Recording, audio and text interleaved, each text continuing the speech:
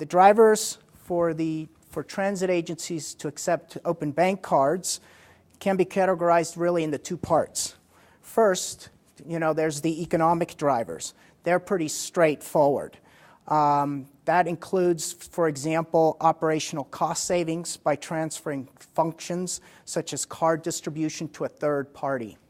It can also include reduced maintenance due to the use of solid-state technology. You have to maintain and clean just the readers and the card acceptance devices significantly less than in a magnetic stripe or a cash-based world.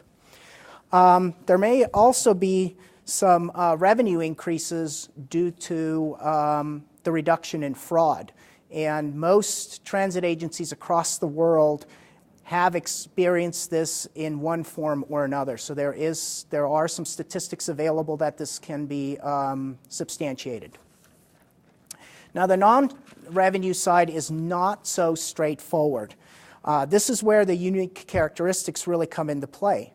Like, for example, there are transit agencies, and Washington Metro is an example of this, where a higher level of customer service is one of the key drivers for deploying open bank cards.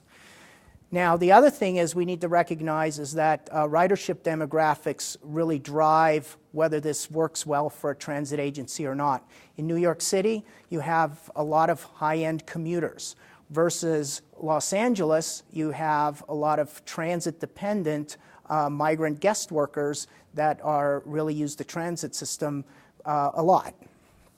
So the key driver at the end of the day for the non-revenue drivers is really what are the goals and objectives of a transit agency, and they need to figure that out first of what it is they want to accomplish before embarking on one of these projects.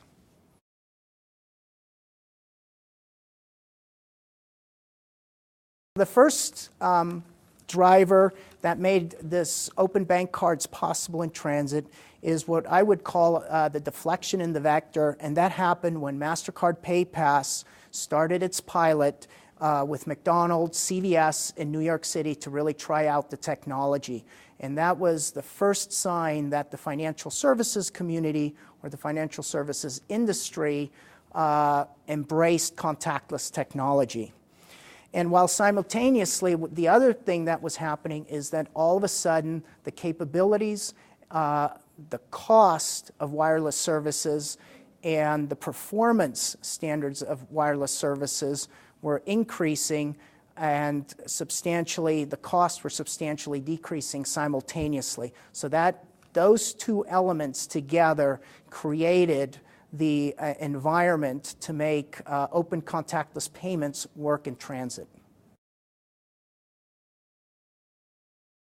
First and foremost, most important, is they need to recognize that one size is not going to fit all, or this is not a single solution that is going to solve all of their fare payment problems.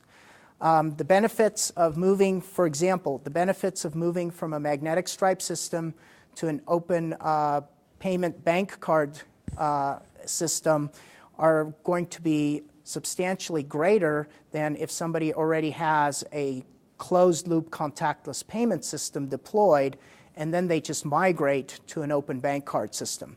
So that you have two completely different pictures. You have two completely different projects that you're going to embark on. Second, I would say mobile, mobile, mobile.